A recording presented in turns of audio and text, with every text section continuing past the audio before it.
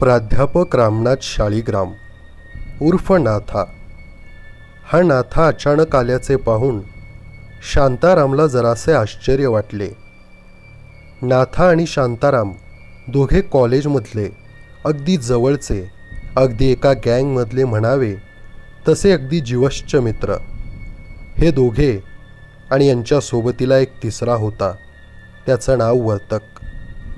वर्तक या दोघांचा इतका जिवलग मित्र, पण का कुणास ठाऊक नाथा आणि शांताराम यांनी त्याला कधीच पहिल्या नावाने हाक मारली नाही.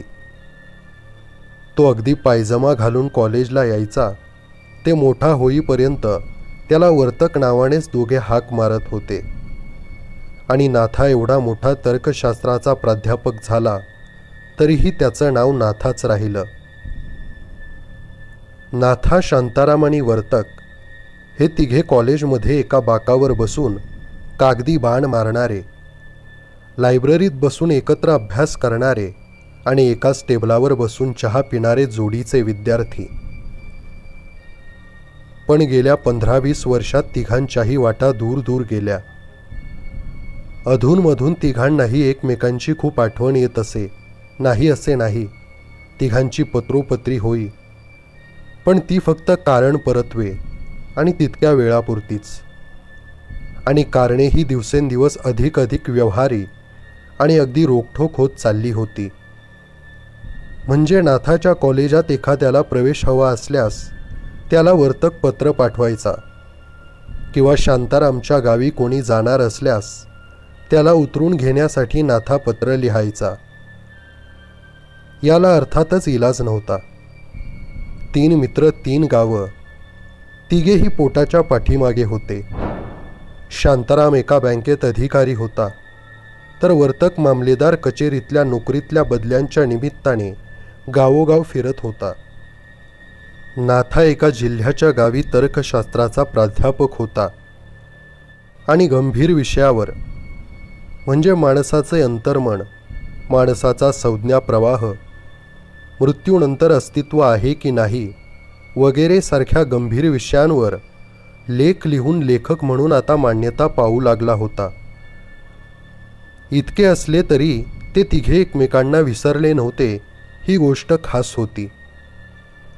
आपल्या मुलाबाळांना, जुन्या माणसांना आपल्या जुन्या आठवणी सांगत असताना त्यांच्या बोलण्यात एकमेकांचा उल्लेख नेहमीच होत असे. एकमेकांच्या लकबी, एकमेकांच्या सवयी त्यांच्या चांगल्या ध्यानात होत्या.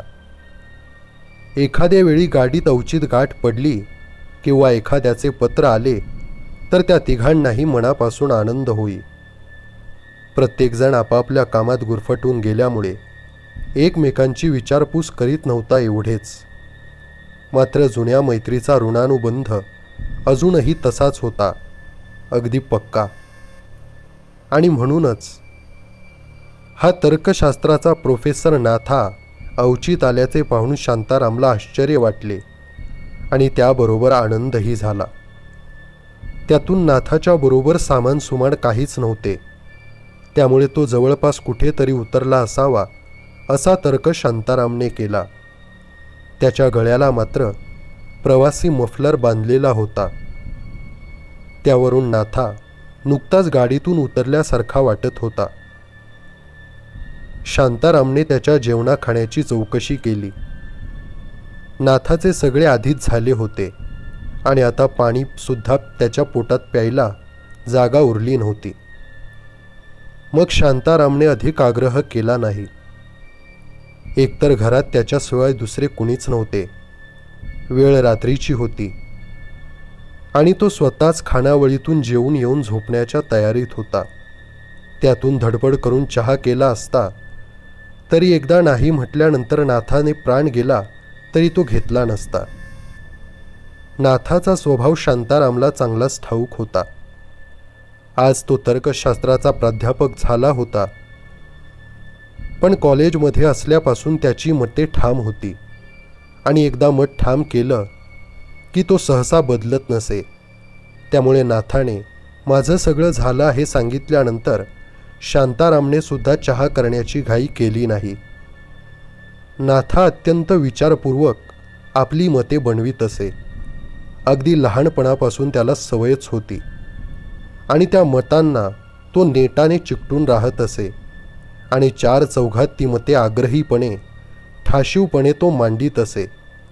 त्याची मते आणि त्याचे बेत एकदा मांडल्यानंतर पुन्हा पुन्हा बदलत नसत. आणि शांताराम म्हणाला, नाथा, तू राहणार आहेस ना इथंच आज रात्री? जर राहणार असशील तर तुझी झोपायची व्यवस्था करतो. नको नको, मला लगेच जायचंय, नाथा ठामपणे म्हणाला. अरे परत? इतक्या रात्री? वेड लागलंय का? शांताराम आश्चर्याने विचारत होता. पण शांतारामच्या आश्चर्याचा नाथावर बिलकुल परिणाम झाला नाही. मला गेलंच पाहिजे, नाथा शांतपणे म्हणाला. पण तुला काहीतरी सांगायचं होतं म्हणून एवढ्या घाईने आलो. शांतारामचा सगळा आग्रह गळून पडला आणि असे आजवर नेहमीच होत आले होते. शांतारामचा स्वभाव पडखाऊ होता. नाथा म्हणेल त्याप्रमाणे त्याचे मत बदलायचे आणि शांताराम देखील नाथाला कधीच विरोध करीत नसे. आत्ताही असेच झाले. शांताराम मवाळपणे म्हणाला, काय सांगणार आहेस? तू कसल्या अडचणीत आहेस का? काही मदत हवी आहे का? शांतारामच्या या प्रश्नाकडे नाथाने सरळ सरळ दुर्लक्ष केले. जणू असल्या फालतू प्रश्नांना उत्तरे देत बसण्या इतकी सवड त्याला नसावी. अगदी अचानक नाथा म्हणाला, शांताराम, मला मध्ये वर्तकचं पत्र आलं होतं. वर्तकचा उल्लेख येताच शांतारामला संभाषणात आता अधिक गोडी वाटू लागली. शांतारामने वर्तकची खुशाली विचारली. हो, तो खुशाल आहे, मध्ये न थांबता नाथा सांगू लागला. वर्तकचं पत्र आलं. त्या सुमारास एका मासिकात मी पिशाच्च योनीविषयी लेख लिहिला होता. पिशाच्यांचं अस्तित्व हे तर्कात बसणार नाही असं मी माझ्या लेखात प्रतिपादन केलं होतं. शांतारामला आता कॉलेज कॅन्टीनमधले त्या तिघांमधले होणारे जुने वाद आठवले. भूत आहेत की नाहीत, मृत्यूनंतर आत्म्याचं अस्तित्व असतं की नाही, या विषयावर तिघांमध्ये सतत वादविवाद होत राहायचे. आणि या तिघांमध्ये ठाम मत असे एकट्या नाथाचेच होते. भूते नाहीत असे शांतारामचे मतही अर्थात त्याच्यासारखेच असे. पण दोघांना चिडवण्यात वर्तकला गंमत वाटत असे. या तिघांपैकी वर्तक मुद्दाम भूत आहेत असे वारंवार म्हणायचा. आपल्या विधानाला पुष्टी येण्यासाठी इकडच्या तिकडच्या खऱ्या खोट्या गोष्टी वाढवून रंग देऊन सांगायचा. वर्तकनं पत्रातून माझ्या त्या लेखाचा उल्लेख केला होता शांताराम, आणि वर मला चिडवल्यासारखं त्यानं लिहिलं होतं की तुम्ही प्राध्यापक लोक अनुभव नसताना गप्पा मारता की भूत बीत सब छूट है. खरंच छाती असेल तर आमच्या गावात येऊन स्वतःच अनुभव घेऊन जा. एक एक जागा अशा दाखवतो की पाहून भीतीनं छाती फाटेल. नाथा बोलत होता आणि शांताराम ऐकत होता. ऐकता ऐकता नाथाकडे, त्याच्या बोलण्याच्या आवेशाकडे तो लक्षपूर्वक पाहत होता. बोलताना नाथाचे हात वारे विचित्र होत होते. त्याची शांतारामला मोठी गंमत वाटत होती. नाथा दिसायला गिड्डा, जाडगेला होता. वर्णानेही जरा काळसर होता. त्या काळसर चेहऱ्यावर त्याचे मोठे डोळे अधिकच उठून दिसायचे. त्यात तो चष्मा, तोही अगदी जाड काचांचा, काचांच्या कडांना मोठमोठी वर्तुळे, त्यातून त्याचे मजेशीर हातवारे. बोलता बोलता मध्येच चष्मा काढून पुन्हा पुन्हा तो लावण्याची गमतीदार सवय. नाथाच्या विक्षिप्तपणाची शांतारामला आजपर्यंत नेहमी गंमत वाटत होती. आणि असे असतानाही आज मात्र नाथाच्या गांभीर्याचे दडपण त्याच्यावरही पडत होते. आणि नाथा पुढे म्हणाला, शांताराम, मी वर्तकचं आव्हान स्वीकारायचं असं ठरवलं आहे. डोळ्यांवरचा चष्मा काढून नाथाने मफलर गळ्याभोवती व्यवस्थित लावला. मी त्याला लगेचच पत्र टाकलं की तुझ्या गावी कधी येऊ ते बोल. कारण शांताराम, मला खात्री होती की त्या गावात असे भूताबितांचे काहीही प्रकार नाहीत. त्याच्या गावातले जिवंत गुंडच काहीतरी बदमाशी करत असणार. रात्र फार झाली होती. नुकतेच 11चे टोल पडून गेले होते. शांतारामच्या डोळ्यावरची झोप आता चांगलीच उडाली होती. बाहेर सारे शांत होते. दूरवर अधूनमधून एखादे कुत्रे विव्हळायचे, तेवढीच काय ती जाग. खिडकीचे तावदान वाऱ्याने अधूनमधून आपटत होते. वाऱ्याचा झोत आत आला की छताला टांगलेला दिवा झोके घेई आणि सगळ्याच वस्तूंच्या सावल्या आपले हातपाय आपोआप पसरत आणि पुन्हा आखडून घेत. चष्मा पुन्हा नाकावर बसवीत आणि हातवारे करीत नाथा म्हणाला, शेवटी एकदा जायचा दिवस ठरवला मी शांताराम. गाडी देखील ठरवली आणि वर्तकनं मला स्टेशनवर उतरून घ्यायला यायचं कबूल केलं होतं. पण त्या दिवशी मात्र गाडी कधी नव्हे ती स्टेशनवर ठरलेल्या वेळेच्या चांगली पाऊण तास आधीच आली. हातातली बॅग सावरीत आणि आपल्या गिड्ड्या शरीराला झोले देत हे प्राध्यापक शाळीग्राम उर्फ नाथा त्या आडवाटेच्या स्टेशनवर उतरले. स्टेशनवर उभे राहिल्या राहिल्या त्याने बॅग खाली ठेवून नॅपकिन बाहेर काढला आणि आपली गिड्डी मान, घामेजलेले कपाळ, टक्कल सारे एकदा खसखसून पुसून काढले.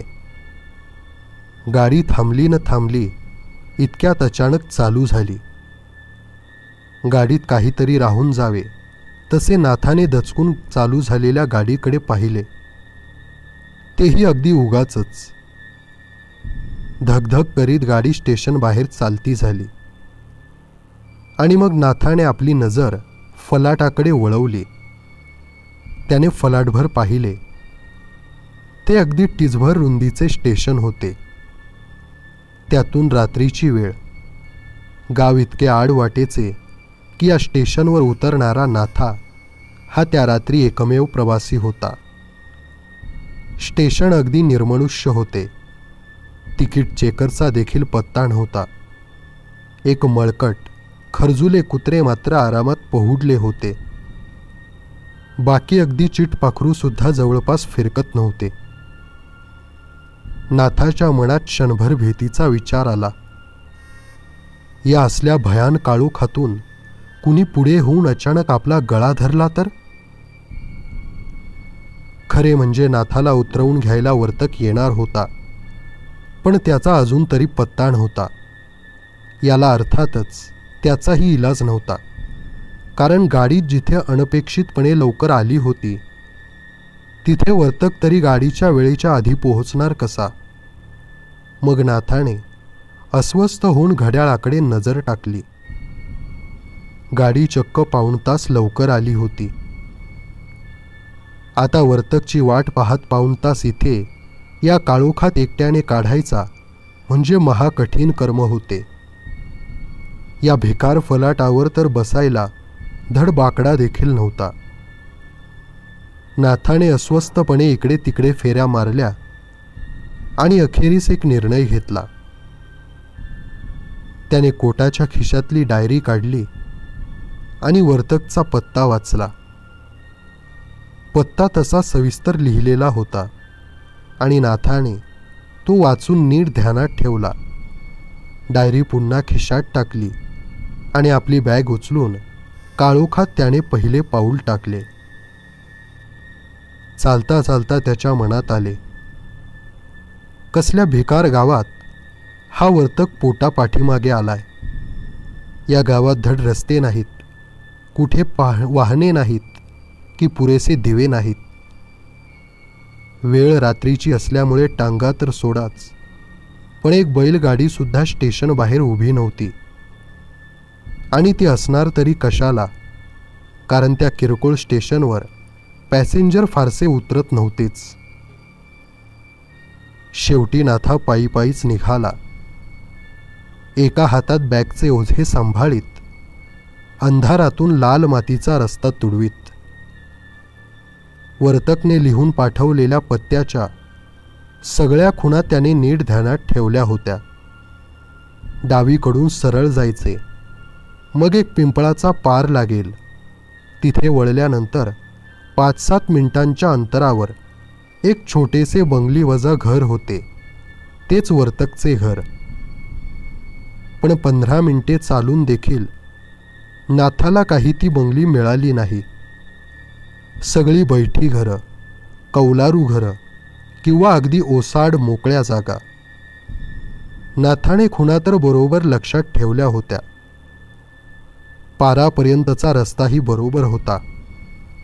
मग नाथा विचार करत होता की कुठेतरी वळताना आपली चूक झाली की काय.